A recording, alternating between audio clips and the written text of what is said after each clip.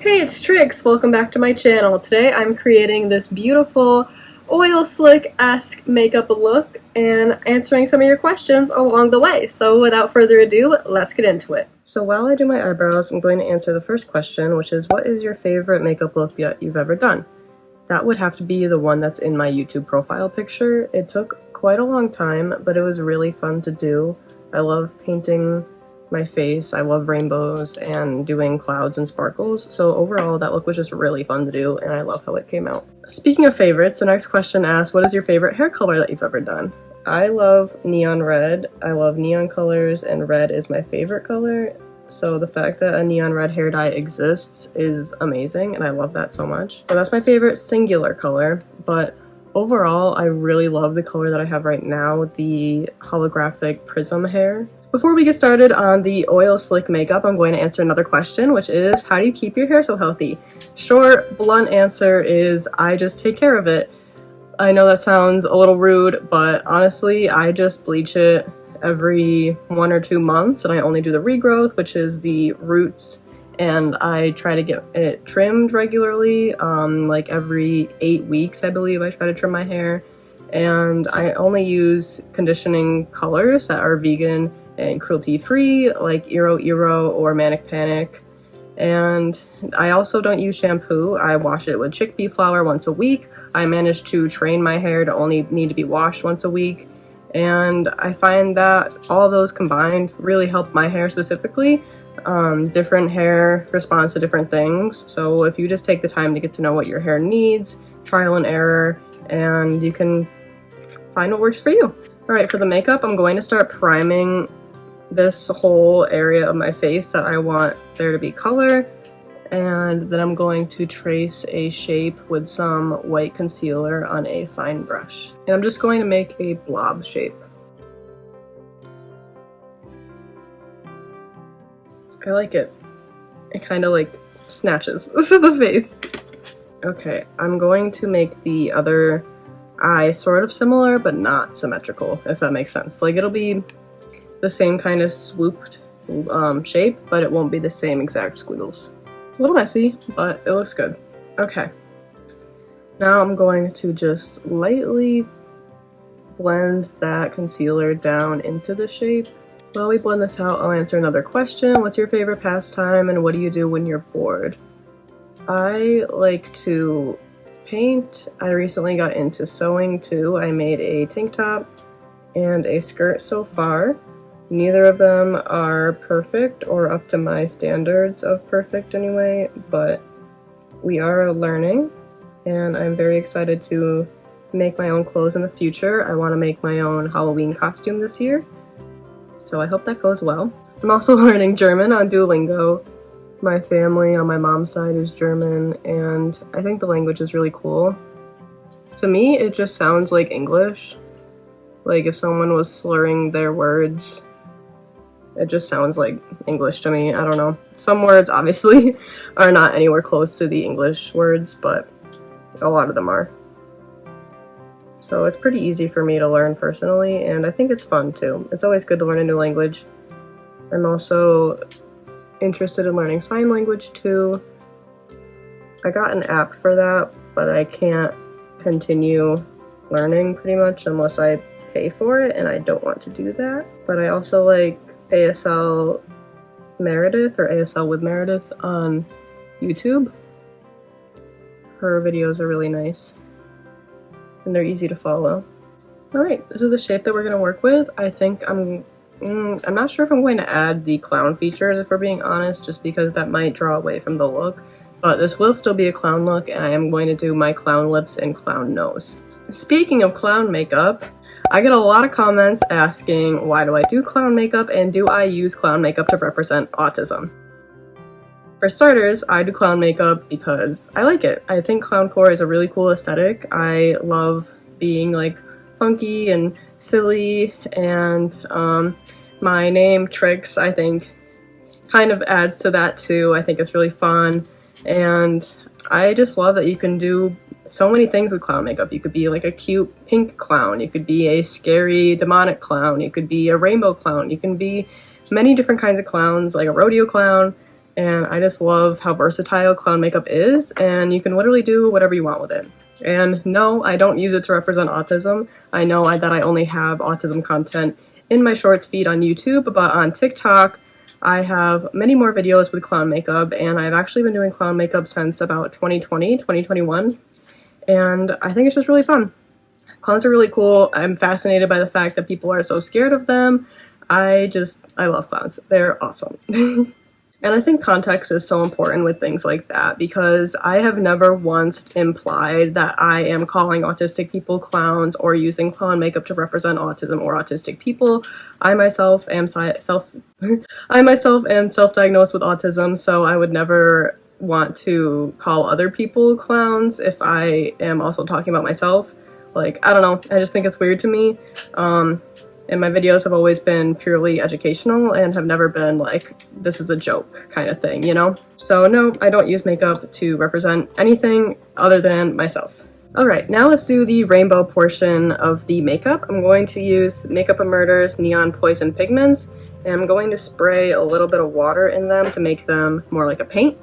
And using that same fine brush, I'm going to go around the squiggle with different colors and try to do an oil slick pattern as best as I can.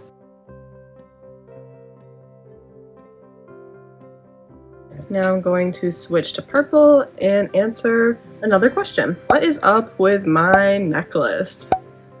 I get this question all the time. I also get a lot of comments of people telling me to take it off, and overall kind of like disrespectful comments about it in general. So let's talk about it. Why do I wear that necklace? It is to represent my religion. I am a Satanist. I have been since sophomore year in high school, so like 10 years now or close to it. And I am very proud of my religion. I'm very happy to have found that religion. And I just like to show that wherever I can. I am specifically a Luciferian Satanist. So that's more of like a spiritual Satanist in my eyes. And Baphomet represents like balance and enlightenment. It's kind of like a yin-yang symbol.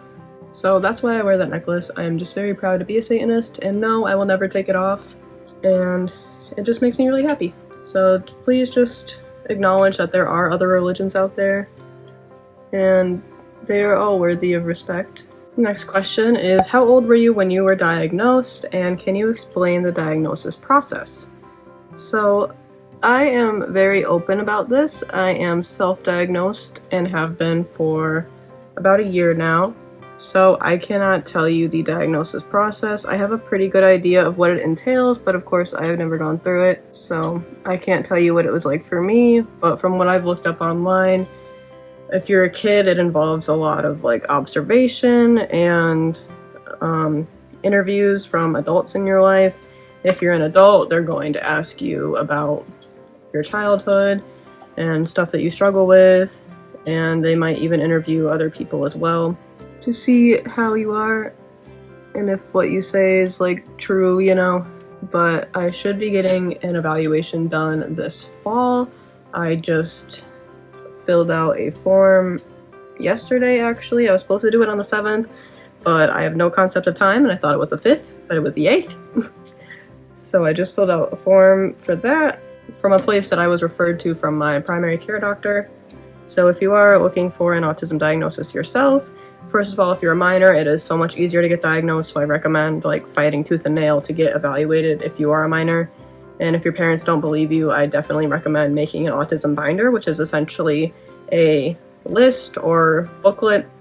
I did it on Google Docs. I'm going to print it out for my evaluation. I went through all of the DSM-5 and I wrote down symptoms that I have from that, along with times that I've showed them throughout my life, and other research that I've done as well, like scoliosis, gastrointestinal problems, everything that is listed in my Google Doc and my website, I've done research on, and I've included that in my autism binder. And I also have stuff for ADHD in there as well, because I'm also self-diagnosed with ADHD. That came way before autism, simply because I did not know what autism was. I only had one autistic person that was diagnosed in my life, and they were a child. So, and I just didn't know what it was. Their parents never really explained it. They just kind of said they're autistic. And I know that they were in like special classes. So from a very young age, I thought autism was something that was very identifiable from birth, and I thought everybody was tested, but that's just not true. And that's actually why I make autism content, because like I said, I only knew that one autistic kid who was a young boy, and that is where a lot of the autism research is done, on young white cisgender boys. So it's harder for those who are assigned female at birth to be diagnosed, especially minorities as well, to get diagnosed too. And like I said, I grew up not knowing anything about autism, so there's a good chance a lot of you guys grew up not knowing anything about autism. So I want to just make more awareness and acceptance in the world, so we all just have a better understanding of what it is, and hopefully more people can get diagnosed. Because there's a lot of misdiagnosis too. A lot of people assigned female at birth were misdiagnosed, which can actually be very harmful, because different diagnoses have different treatment. Some are like medical treatments, medicines and stuff like that. If you don't have that condition and you're given medicine that's not for you, like, that's not good, obviously. So I just wanted to bring awareness to that and show more acceptance towards what autistic people go through, because unfortunately people in my life did not treat that kid very well, and I couldn't really understand why. They made it seem like it was bad parenting, and that's not true. They were actually upset at them for autistic symptoms and traits. I didn't know that, and they probably didn't know that either. So they thought they were just judging a parent, which you shouldn't do that anyway.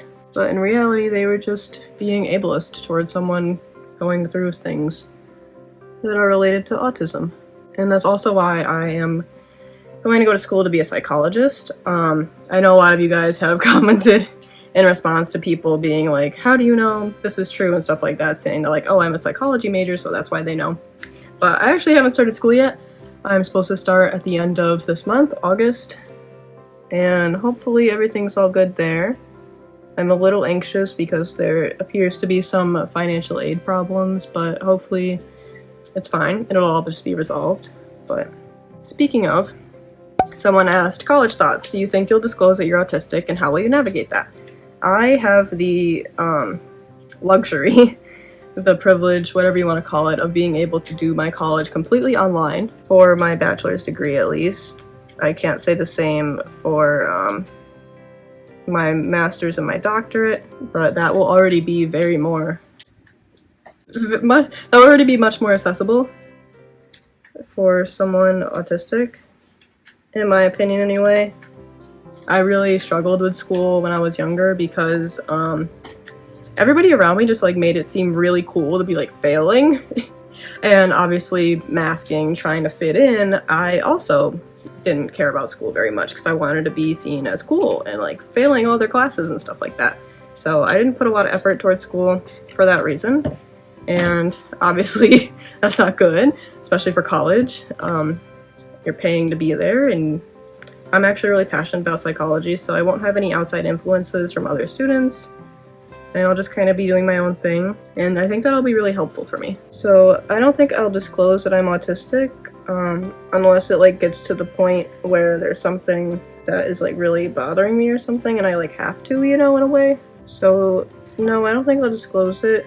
And I also already know that college is going to be very difficult for autistic people learning psychology. I have read that a lot of people have dropped out because it can be like really distressing to learn about certain things, so I'm already very prepared for that. Next question. When you were a child, did people think that you acted kind of weird? Yes. I was called weird and annoying a lot of my life, and I didn't really have a lot of friends. It was hard for me to make friends and keep friends. I think that can also tie into like being an only child and the environment that I was raised in. But yeah. A lot of my friends were on social media, even from a young age. I like grew up on the internet, and people in real life like thought I was weird for like posting a lot online and whatever. But that's just where I found my community and where I found my friends. And I've made some really good friends online. Even if you are chronically online. Even if I am chronically online, yes. Okay, what are your favorite safe foods? Cheese. I love cheese. I love pretty much every kind of cheese that's not spicy. I don't like spicy foods. I've gotten a little more accustomed to them. Like, I can eat some hot Cheetos. And I do like a little bit of spice that adds, like, to the flavor of the whole meal. But, honestly, my favorite snack, my favorite meal would just be, like, cheese, meat, and crackers. I love, charcuterie boards. Yes. I love fruit with cheese. Cheese goes with pretty much everything. I love cheese so much. What is your favorite sensory feeling?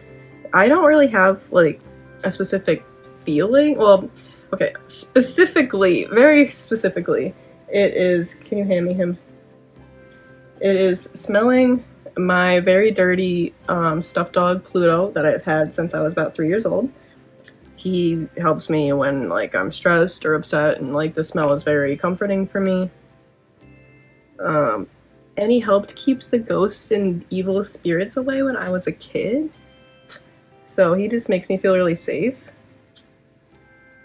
But more of, like, a feeling, I guess. I don't know, I like squeezing things. I like biting things. I have a really bad problem with clenching my jaw, so I want to get more chew necklaces. I don't know what it is, but, like, the silicone, like, makes me feel nauseous.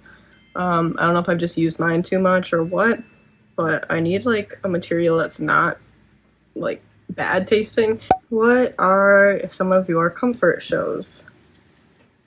My favorite movie is The Last Unicorn. I love that movie so much. I try to watch it every year on my birthday. My favorite movie is also Phantom of the Opera. I love both of those. My favorite comfort show has gotta be Bluey. Stereotypical kind of answer, I know, but it's such a good show. And it's very, like, healing and stuff. I also hate live action shows. Like, there are so many good shows that I've heard that have really good autism representation, but I'm not going to watch them because I don't like shows with people in them. I am very, like, good at identifying when people are acting, and it just makes me laugh after that. Like, I can't take it seriously. I prefer animated shows. All my favorite shows are animated. I like anime as well because it's all animated. But my favorite animated shows are, like, King of the Hill, American Dad, Bob's Burgers. Like, those are all really good ones. Okay, I've gotten 2 similar questions. Do you have any tips on middle school with autism and ADHD? And do you have any tips for high school with anyone who has autism and ADHD? Unfortunately, I don't in that specific area, simply because I didn't think I was autistic until about a year or so ago, which was a lot of time after I had already graduated from high school.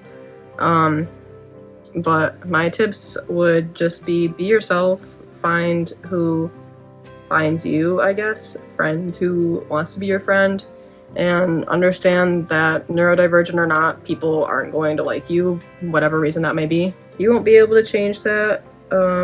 Always speak to an adult if you don't feel like you're safe. Try to develop a relationship with your counselor. My school, we had, like, a counselor who you could go to and talk about your problems. That wasn't just, like, a guidance counselor that you went to for classes. So if you have one of those, that might be helpful as well. Definitely try to find, like, a teacher that you really get along with. Maybe you could, like, eat lunch with them. Whatever you want to do that would make your stay more comfortable.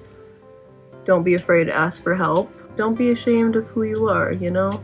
Obviously, that kind of comes with school in general. There's a lot of pressure to fit in and act a certain way, and it is very easy for people to see someone who's different than them and immediately label them as an other, label them as weird, and, like, even make fun of them. But just always stay true to who you are.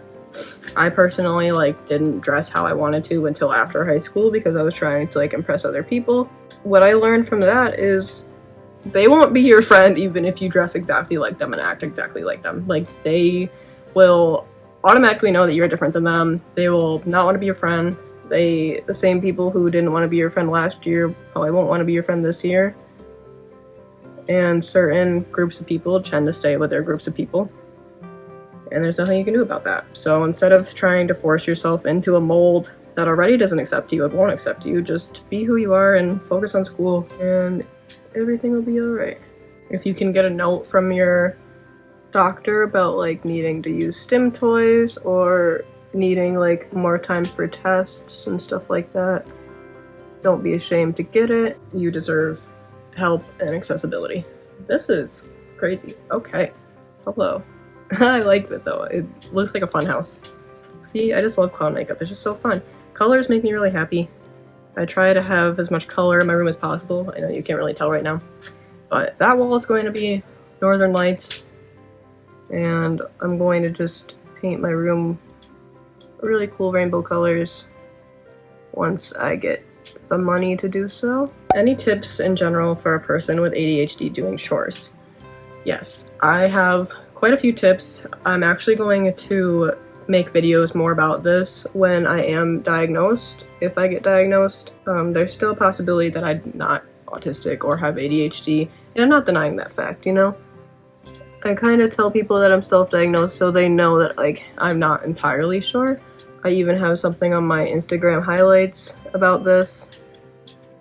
And I'm not avoiding getting diagnosed. A lot of people think that, like, I'm just, I don't know. I don't know what they think. That I'm just, like, in my own little world and refuse to listen to medical professionals, whatever. But a diagnosis is a privilege and is not accessible for a lot of people. And you have to acknowledge that fact. But, anyway, tips for chores with ADHD. Wear shoes in the house. House shoes are great. Look at that. That is insane. Okay. Now I have to figure out how to do my face to match this. Anyway, get back on track. Wear shoes. House shoes are really good. It kind of tricks your brain into thinking, like, it's go time. Like, I'm doing something. Whatever. So that helps me. Also, I like to play this game called Musical Productivity, which is basically like musical chairs. I like to use the spoon theory. I don't have a lot of energy in the day. I get tired really easily, and I have to sit a lot. So if I only have like 5 minutes that I feel like I can be productive, then I will just set a timer for 5 minutes and make the sound stop playing and play some of my favorite music, and I will just go to town, whether that be on one specific area or like a whole room. That also helps me too, working in specific areas. When I was a kid, in order to clean my room, I would take my Monster High dolls and like assign them to different areas of my room to make it more like a game and make it more like fun in a way. So that helps me now too, but just like assigning different areas to myself.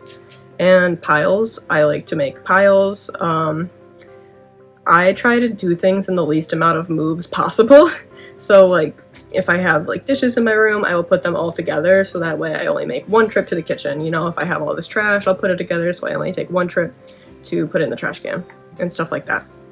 This one says, I have a question about autism spectrum disorder. Can stomach problems be a part of it? Because a lot of my friends that have autism have really bad stomach problems. Yes, I have talked about this in videos before. I have a video that's like physical issues that people with autism have, and gastrointestinal issues affect like 80% of us. I have IBS. Yeah, it's not fun. And I know a lot of other autistic people that have stomach problems too. Same with scoliosis. I have done research on that as well. A lot of people like to say autism is a brain thing. It's not going to affect your stomach. Everything is connected to your brain. Your personality is in your brain, so autism is going to affect your personality. Autism is going to affect everything about you and your whole body. That can also apply to like sensory issues as well, with like food and like textures and stuff like that. So yeah, stomach problems in autism are extremely common. Oh yes, also with the autism binder, I forgot to do add any test scores from online tests that you've taken. And I know when I say that, a lot of people are like, BuzzFeed can't tell you if you have autism. It's not a BuzzFeed quiz. It's the RADS-R. That's literally used in the screening process for diagnosing autism. To this day, a friend of mine even used that when they were getting evaluated. So they aren't just BuzzFeed quizzes and like the MBTI quiz and things like that. They are legitimate tests and screening tools that are used in the diagnosis process. And while they are important, they shouldn't be the end-all be-all, you know, because like I said earlier, there's also like interviews and observation done. So like you can take these tests, and not everywhere uses the RADSAR. So if you were diagnosed and you're like, well, I didn't use it, I just told you my friend did. So some places still use it.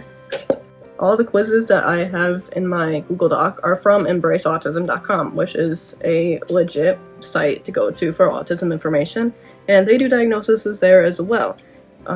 They are relatively expensive. Thankfully, the place that I'm going to, although they don't accept insurance, they are not very expensive, which I'm very grateful for. But if you do have the extra coin, you could definitely be diagnosed by their professionals on embraceautism.com. So you should include all the test scores that they have on that website in your binder as well. I'm going to print out mine for my evaluation because, like I said, they're going to ask questions, and I blank on the spot when I'm asked questions. And of course, masking plays a part too. It's also very hard for adults to get diagnosed because of masking. And some doctors may be like, well, you made it to this point in your life without a diagnosis. Why do you need one now? And a lot of doctors specialize in kids, so you need to find someone who's willing and knowledgeable on diagnosing adults. And that's another reason why I'm going to be a psychologist. I want to specialize in diagnosing adults, and I want to work in autism research. I want to broaden the research. I want to broaden the DSM-5, because there's a lot of like deficit language in there as well. I just want to do a lot of good for the community, both medically and like personally. So I'm very excited. I've never been so passionate about something. And even if it comes out that I'm not autistic, I'm still going to be really passionate about this because I have, like, autism is one of my special interests, or just an interest if I'm not autistic, and I have been researching it ever since I had the suspicion that I was autistic. And let me tell you about that story too, because I'm sure you guys are interested in what made me think I was autistic. That friend that was diagnosed and had the RADSAR given to them, they were thinking, obviously, that they were autistic too, and they were in the process of being diagnosed or seeking an evaluation, whatever. And they were like, hey, I think you might be ready to hear that you might be autistic too. And that is very important because there are a lot of people who, if you told them something like that, their whole world would break and they would not be ready to hear that, and it would just like be not a good time overall. So you have to make sure that they are in the right mindset and that they are like looking for answers in their life before you just say like, hey, you're autistic. Because there's so much stigma around autism that people will think that it's like cancer and it's horrible and end all be all, and they wouldn't know what to do with that information. And also, armchair diagnosing is bad. Don't ever like say, hey, you're autistic because I said so. Like, you're not a professional. It's okay to say like, hey, you might be autistic, you should look into it more, because you don't know that person as well as they know themselves. So if you see some autistic traits, like, or things that could be related to autism, like, they might not be. They could be from anxiety or trauma or other conditions or something. So you can't really tell them what they have because you don't know. But anyway, my friend told me that they think I'm ready to hear that I might be autistic and that I should look into it. And I already had felt like something was wrong with me, or like I was an alien for a good majority of my life. I thought I had like depression, I thought I had anxiety, like I definitely do have anxiety, but anyway, I even thought I had like schizophrenia, like all these different things, but none of them really felt like they were right, you know?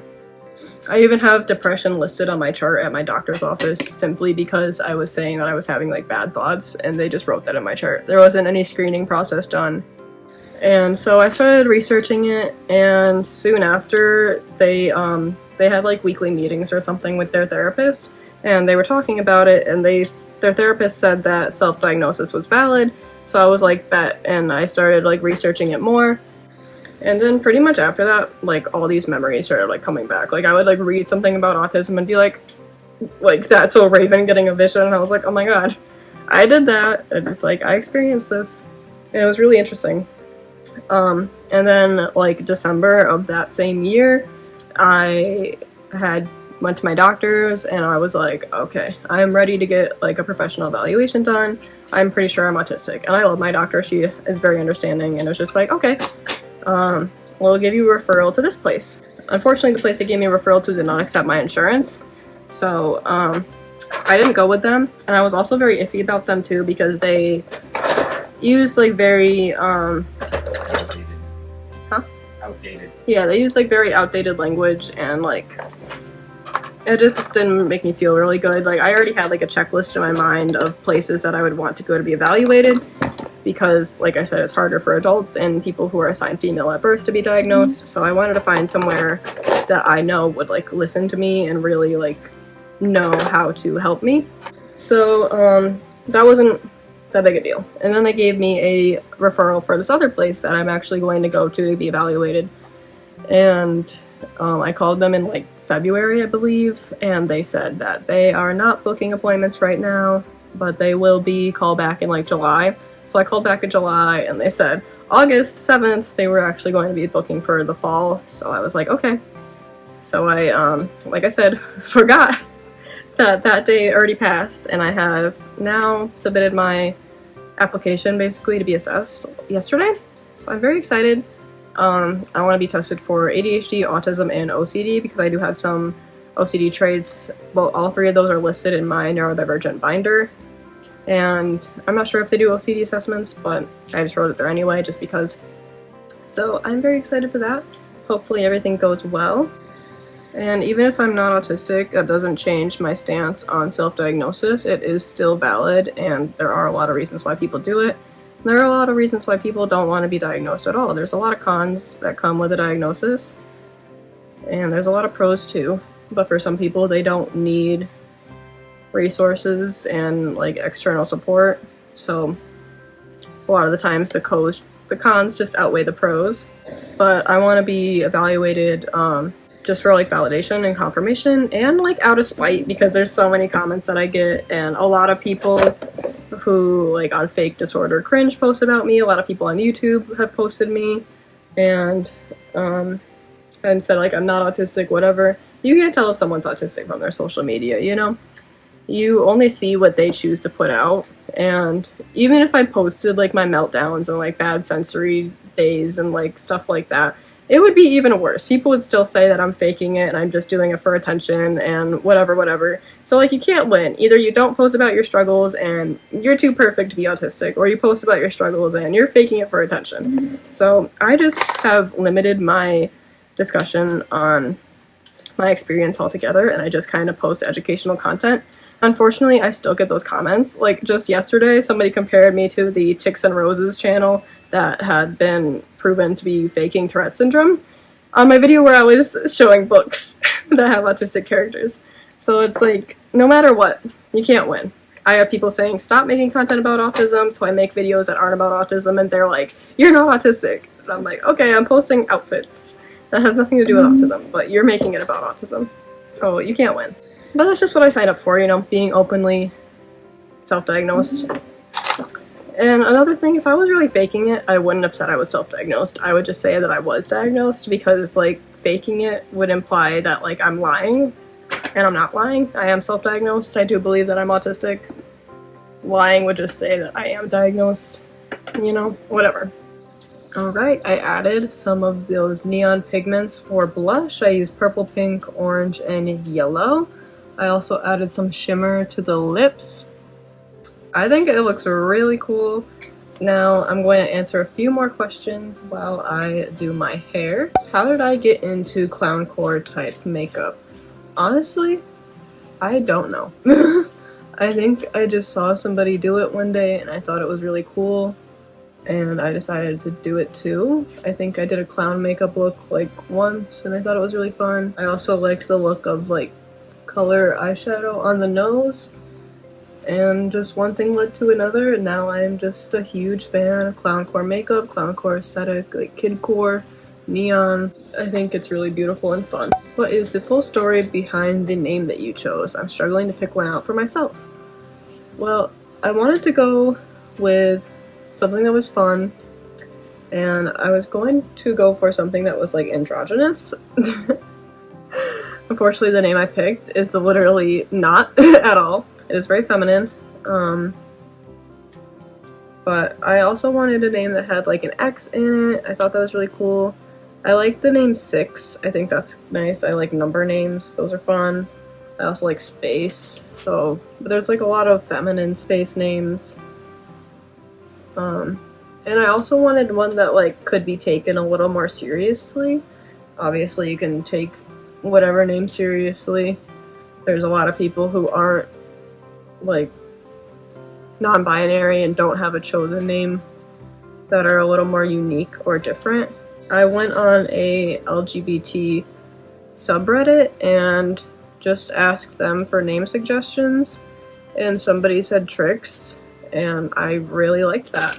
I also think it's fun because like Tricks cereal is very colorful, and like Trick or Treat, Halloween is my favorite holiday. I was actually supposed to be born on Halloween. And I think like Tricks is just really cute too for like a clown name.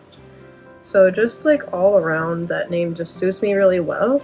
And with my dead name, like saying it, hearing it just gave chills up my spine. I hate it so much. Like I just didn't feel like me. But like Tricks sounds like me. It sounds like in my brain, I know I'm referring to myself. If somebody else talks about me and says that name, I know they're referring to me. Like my other name, it just did not sound like it was talking about me, you know? Also, can you tell us all about your autism evaluation? I will for sure. I'm going to make a whole video about that if it goes well. I'm also very anxious that I won't be diagnosed as autistic, which obviously I understand that that is a possibility, and I am not trying to force anybody to diagnose me as autistic. I'm not trying to go diagnosis shopping or anything of that nature. I do understand that there's a possibility. I've just done so much research, and my neurodivergent binder is 6 pages long, and there's just so many signs in my childhood that like if that wasn't the case, then it just kind of would make me feel sad. Not like, oh, I was wrong, I can't trust my own research kind of sad, but just sad in the sense of like I thought I found out what was quote-unquote wrong with me, and it wasn't what I thought it was, so now I'm back to the drawing board, basically. Here is the look all complete. If you want to see the full fit, check out my Instagram and my TikTok. Both are Goddess Misfit. Thank you guys so much for watching and submitting your questions. I had so much fun answering them today and creating this beautiful rainbow look. It's been so long since I created a clown look, and I love it so much. Thank you so much for watching, and be sure to subscribe. My goal for this year is 50,000 subscribers. Thank you so much for 40,000 subscribers. I am so appreciative. I cannot put it into words. Thank you for watching, and I'll see you in the next video. Bye!